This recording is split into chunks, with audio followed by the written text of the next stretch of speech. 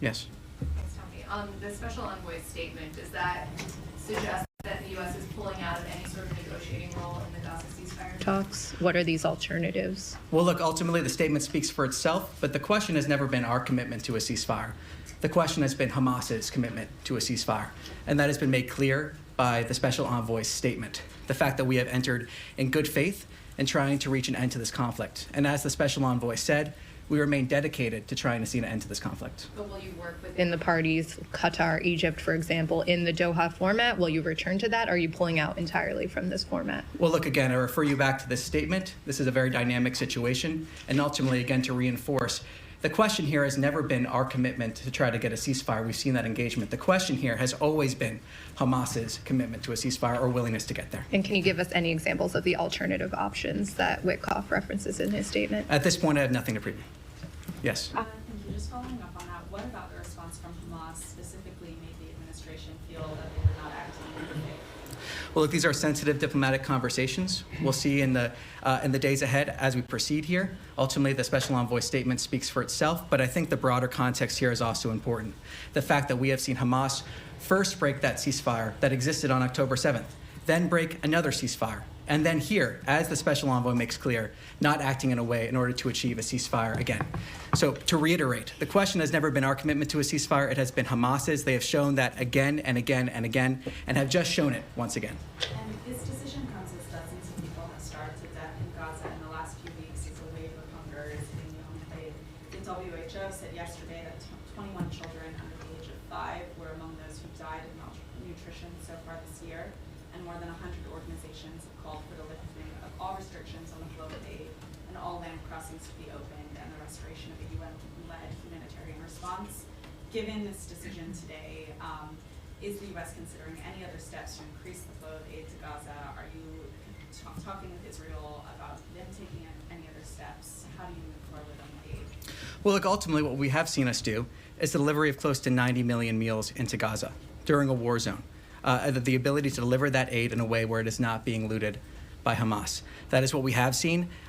We are, of course, aware, and of course we want to see end the devastation that has taken place in Gaza. That's why we have seen this commitment to get aid to the people who need it in a way where it is not weaponized by Hamas. That commitment remains. It is a commitment from President Trump and Secretary Rubio. That is why we have supported the Gaza Humanitarian Foundation. That is why we continue supporting the Gaza Humanitarian Foundation. That is why we've seen those 90 million meals being distributed. And that commitment, again, to making sure that aid is reaching the people of Gaza that need it. And the first victims of Hamas being the people of Gaza, as is demonstrated once again here. Is the Gaza Humanitarian Foundation a sufficient mechanism for delivering aid to Gaza? I mean, people are still starving to death. Is that enough in the U.S. opinion? Well, as spokesperson Tammy Bruce has said from this podium before, it is never enough in a war zone. It is never enough. That is why we're committed to trying to get as much aid in as possible. That is why we worked for that ceasefire, because of what we are seeing. But aid needs to be delivered in a way where it is not being looted by Hamas. So, of course, it is never enough in a war zone, but we're dedicated to getting as much aid into Gaza in a way where it reaches the people that need it as possible. And that's why we were working so hard for a ceasefire.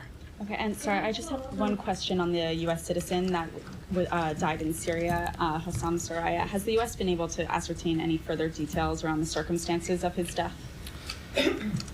So what I can say on this is, first, in terms of the circumstances around his death, I have nothing to confirm on this front. What I can say is we have had direct discussions with the Syrian government on this issue and have called for an immediate investigation into the matter. Hossam and his family deserve justice, and those responsible for this atrocity must be held accountable. Yes. Hi, Tommy. I want to have a quick follow-up on that, and then I have a different subject I want to quickly ask you about, which is very relevant. Doctors Without Borders, internationally known and working with the U.S. for decades, is urgently calling for help beyond the foundation, because 1 in 4 young children and pregnant women, they say, are malnourished, and that it is a policy of starvation. Acknowledging 90 million meals and the progress, quote unquote, but there is a whole area of Gaza that is not being served by that. People can't get to it. It's only in one region in the south. And internationally, 28 countries, hundreds of aid organizations are calling for something more than that. There's been some acknowledgement from U.S. officials as well that there's real starvation. So is there any, now that the talks have collapsed and so that there's no immediate ceasefire that might relieve the pressure, is there any alternative that the State Department would begin looking at? And then I have just one other follow-up. Well, a couple points. First, it is progress to see 90 million meals. That is, yes, and that is progress, and I think it is worth applauding, especially given the circumstances under which those meals were able to be delivered. I think another important context of this is that the first victims of Hamas are the people of Gaza. Of course, they're not the only victims. Well, that's what we're talking about. Yes, on October 7th. The atrocities that we saw there, many victims of Hamas. We remain dedicated to getting aid into Gaza to the people that actually need it, and we've called from this podium other entities to step up and working through this mechanism in order to deliver aid to the people of Gaza without it being subject to looting by Hamas. Well, they're volunteering, but they can't get past the border. That's the problem. We're calling for conversations with the Gaza Humanitarian Foundation, with other entities, through this mechanism. We've seen the food being delivered. It's also fuel for the hospitals where the incubators are now taking multiple children. We are incredibly aware of the humanitarian catastrophe that is happening there. That is the dedication you have seen from the president, the dedication you've seen from Secretary Rubio. Every single day we have conversations here at the State Department. Every single briefing we have conversations here about getting aid into Gaza. It is a dedication of this administration. That's why we've seen the 90 million meals, the support of that effort from this administration. So, of course, we want to see as much aid getting into Gaza as possible in a way that is not being looted by Hamas. And this mechanism, the Gaza Humanitarian Foundation, has been a way to do that. So we're calling for additional support of that foundation to deliver that aid. Okay, let me ask you this other question, though, because there is a lot of reporting, New York Times and elsewhere, about planned cuts in PEPFAR going forward. Now, just last week, Republicans led the way on the Hill in carving out the clawback that was proposed in PEPFAR and in continuing the program and expanding it beyond some of the contracts that were frozen under DOGE. Can you give us an update, a status update on where the State Department's thinking is on PEPFAR going forward? Well, Secretary Rubio has stated that PEPFAR is an important and life-saving program that will continue. That dedication continues. That has been clear from the Secretary. The Secretary has made that clear. I will take a step back when we're talking about aid programs in general. Part of the new vision of this administration when it comes to aid is looking at recipients of aid, or at least the communities, as allies and partners, not those that are dependent on this aid. And in the long term, working towards a scenario where we have the same needs being provided by local partners or other entities is part of that long-term effort when we're talking about aid in general. So PEPFAR, though, now is an important and life-saving program that will continue. Secretary Rubio has made that clear. And just to quickly follow up, some countries have moved towards taking ownership. South Africa, for instance, countries that are capable, but in conflict zones like Haiti, like Sudan, like Southern Sudan, like Somalia, and several other countries involved. Is there a plan to continue it until countries can stand on their own 2 feet? Well, look, what I can say now is that PEPFAR, as I just said, that important and life-saving program that will continue. That's what our policy currently is here. Again, talking about that longer term, when we're talking about aid in general, is when we're talking about those local institutions being able to fulfill a lot of those needs, looking at people as trade and allies, not as those that are dependent on aid. That's a broader aid vision that is from this administration, but when it comes to PEPFAR, as I said, that it will continue. Yes. Thanks, Tommy. The United Nations Security Council yesterday, the US was isolated in its position when it comes to the humanitarian situation in Gaza, support for the GHF. We've had the UK Prime Minister in the last hour saying the situation in Gaza is unspeakable and indefensible. We've had more than 100 humanitarian aid agencies saying that this system is creating the conditions of starvation. You have desperate Israeli hostage families who've been for weeks pleading with the Prime Minister of their country to do this deal. The US is the only power that has the leverage and the pressure to try and make that happen from the Israeli side. There is clearly a gap between Israel and Hamas. It's been there for a long time. And there are Israeli families who will say that this is quibbling over a few meters of territory in Gaza. This is quibbling over the number of Palestinian prisoners to be released. and the US could put the pressure on to move these two sides closer together.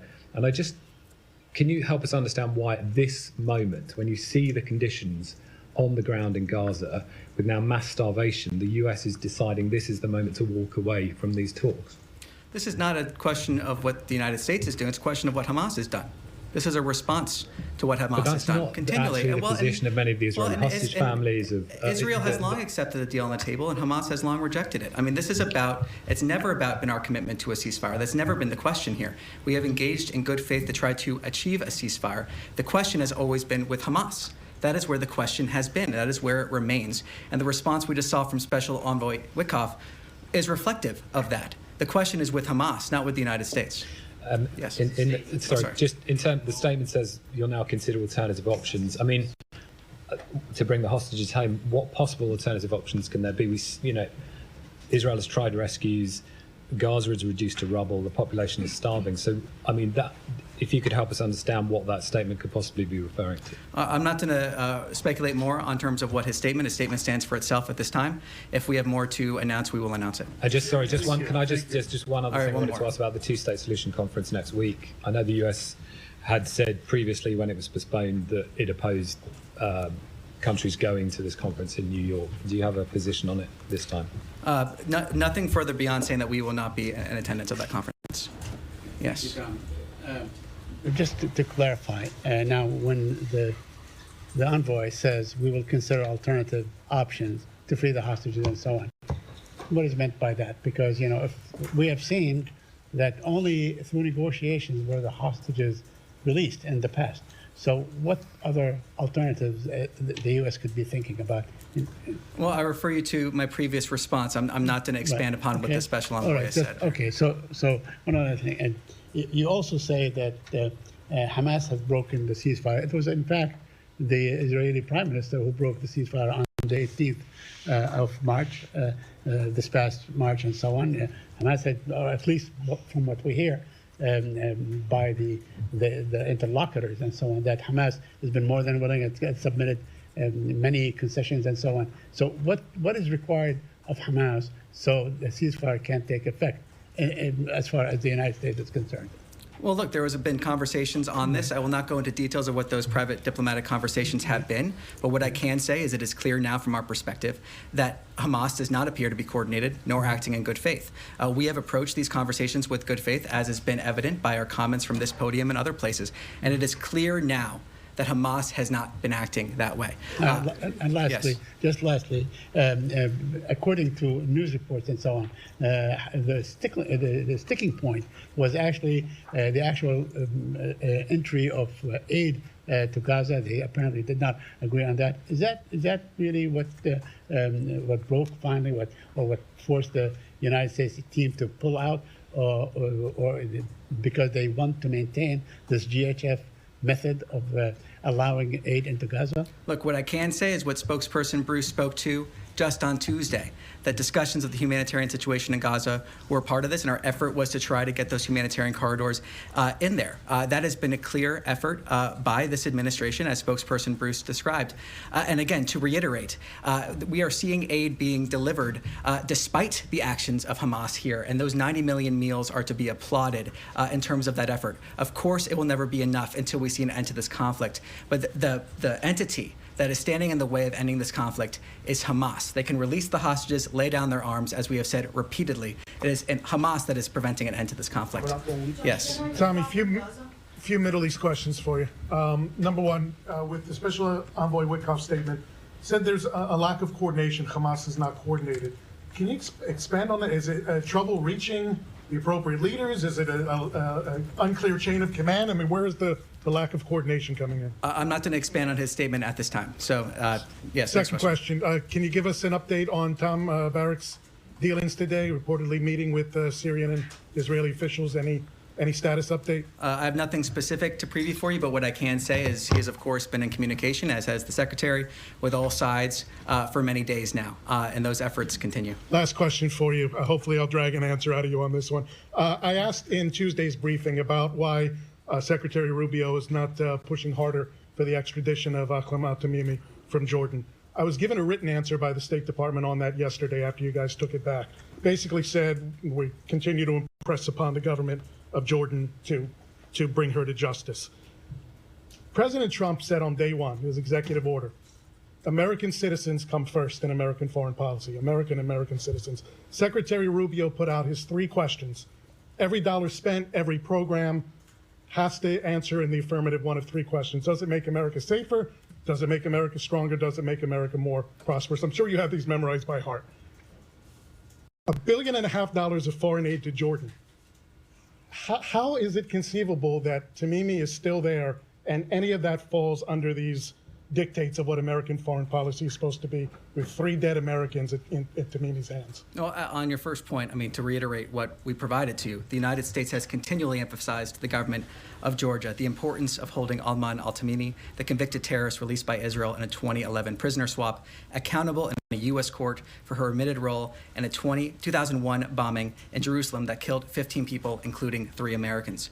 The United States continues to impress upon the government of Jordan that Tamimi is a brutal murderer who should be brought to justice. It's not working. Well, and on the point in terms of our foreign policy, the president has made clear, the secretary has made clear through their actions that America is coming first. We've seen that with the Americans that have been brought home. We see that with the pursuit of peace around the region. We see that with a policy that is about strengthening our industrial base and making sure that we are advancing those interests wherever possible.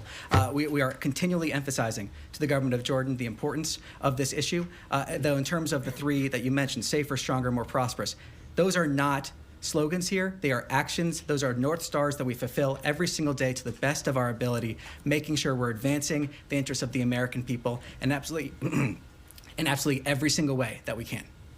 Yes. Hi, thank you. I just want to follow up on Gaza. Sorry, you want to go? Would that be okay? Yeah, Thank sure. you so much. Yeah, Hi, sorry, I'm I Abigail. signaled she was next there, so I wanted to follow up, but I'll go after. Thank you so much. Abigail Houseland, our Financial Times. So I know, to go back to Gaza, I know you all said repeatedly that the situation and starvation that we're seeing is because Hamas is blocking progress, or you've said because the UN organizations aren't willing to work within the framework of GHF and then that Israel has set for aid distribution.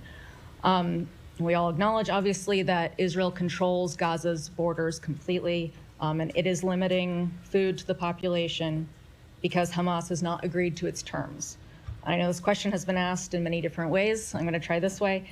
To be clear, is the U.S. government okay with Israel allowing children and adult civilians to starve so long as Hamas and the UN refuse to play by Israel's rules for aid distribution?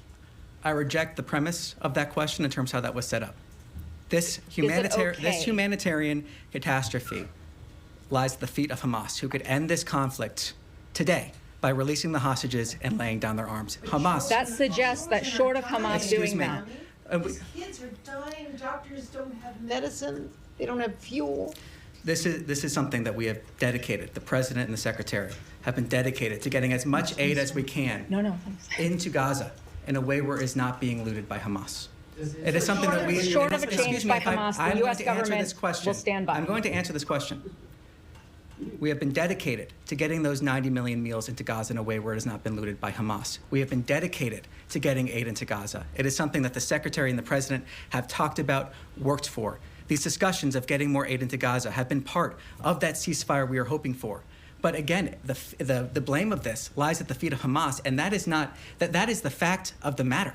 Short of Hamas doing something, changing its behavior, the U.S. government will allow the situation to proceed as is. The U.S. government is supporting an effort to get 90 million meals into Gaza. The U.S. government is supporting an effort to get as much aid as possible to the people that need it without it being looted by Hamas. That is the actions of the U.S. government in terms of supporting that effort, and we call on others to support that effort to get as much aid as we possibly can. Of course, it will never be enough. It is something we are continually working for, to get more and more aid in what ways we can without being looted by Hamas every single day. Last question. Has President Trump seen images of the children or other civilians starving recently this week? What I can speak to is President Trump's comments before that he has said publicly about wanting to get aid into Gaza.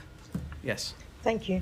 The criticism against the Gaza Humanitarian Foundation is basically controlled by Israel. It's designed by Israel, it's controlled by Israel, and therefore is weaponizing the food against the Palestinians, where before the creation of the GHF, it was 400 points where people can access the food. Yesterday, the Jordanians managed to get 110 aid trucks, including baby formula and including flour.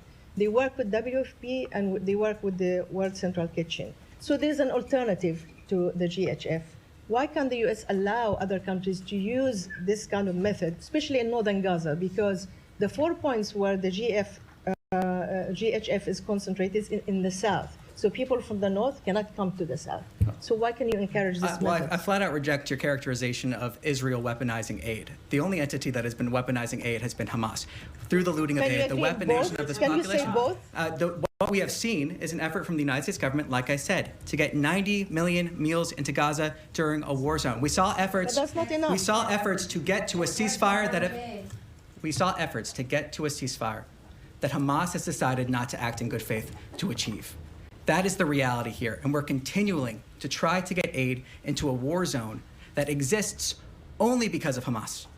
The war zone exists only because of Hamas, who could end the conflict tomorrow, who is weaponizing aid against the Gaza population. The first victims, as we've said, are the Gaza population. Okay, I have one more question. I want to ask a question on behalf of journalists in Gaza.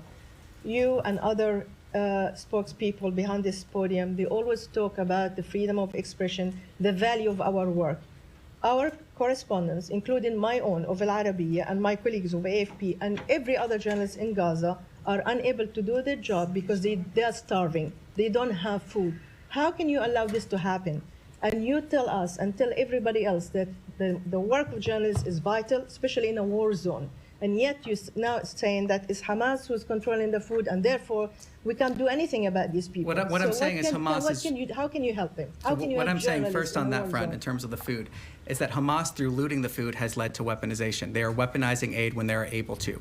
We have a system in place attempting to get as much aid into Gaza as possible in a way where it is not being looted by Hamas. That is the reality that we're seeing. That is the reality that we're pushing for, trying to get as much aid in there as we possibly can. Yes. Does the State Department have an official assessment of what the humanitarian or the food situation is? Is it famine? Is it mass starvation that we're seeing? Is there do you have an assessment? Well, I can say that we are acutely aware of the humanitarian situation on the ground. In terms of a specific assessment, I have nothing to preview on that front, but we are acutely aware. Is it something you're looking into? Well, we are very much aware of the humanitarian disaster that is there. We're very much aware of it. That, again, goes back to the commitment of why we're trying to get aid into Gaza. And quickly, because I have something on Syria, but just, you keep referencing the 90 million meals. That's since May 27th for 2.1 million people. I think assessments suggest if that number needs to be closer to 350 million meals in order to get these people the food they need. So that's a big delta, obviously.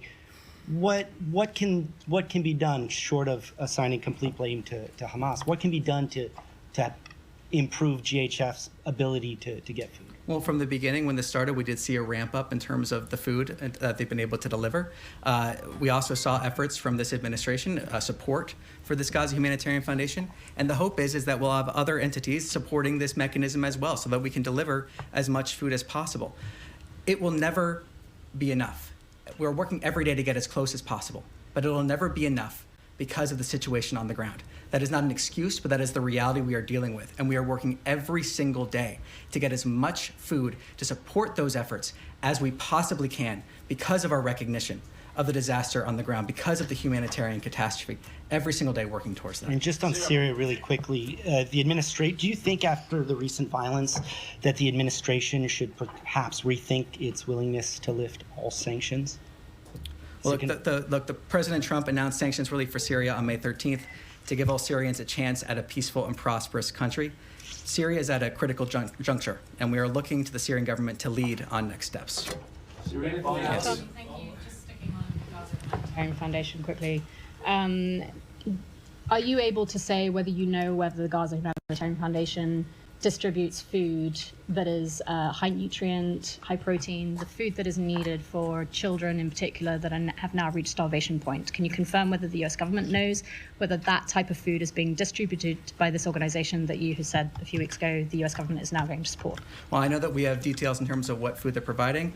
Let me take that back to get you the exact details on Thank that. you. I just want to check, because you're reiterating 90 million meals. Is the US government aware of any mechanism that is being used by the Gaza Humanitarian Foundation to make sure any of those meals are getting to those that are now at the starvation point, to make sure that it is actually finding its way to the hospitals, to the most critical children that need it? Do you have any oversight on that? Does the organization have any control over that? Because it sounds like they only have control over their distribution sites, and once the food leaves, that's it. There's no way of telling where that goes. Well, in terms of the details, in terms of after at least distribution sites, I'll take that back and see if we can get more details on that. Thank you. Yes. Yep. Just to switch topics to Ukraine, do you have any reaction to the talks in Istanbul? And it doesn't seem like there was any much progress. And separately, do you have the Russians reached out to you or offered any response to President Trump's 50-day ultimatum? Well, nothing to preview in terms of that second question. On your first, we are aware that a third round of direct talks took place between the two parties. We support continued calls for a full unconditional ceasefire, Ukraine's continued calls for a full unconditional ceasefire, including the complete halt of all strikes on civilian and critical infrastructure. And we welcome the news that Russia and Ukraine agreed on a further exchange of prisoners, particularly the severely ill and wounded. So do you see this as progress, as these talks? Well, what I can say is we continue to encourage direct talks between Russia and Ukraine in pursuit of a comprehensive ceasefire and eventually a negotiated peace settlement. Yes. Just to follow up on that, the fact that there was no ceasefire on the table and it also was overshadowed by Russian attacks, was it a missed opportunity in your opinion? Well, look, the president has been clear many times about how he views certain actions by Russia, especially over recent weeks. He has been very clear on that, very transparent on that.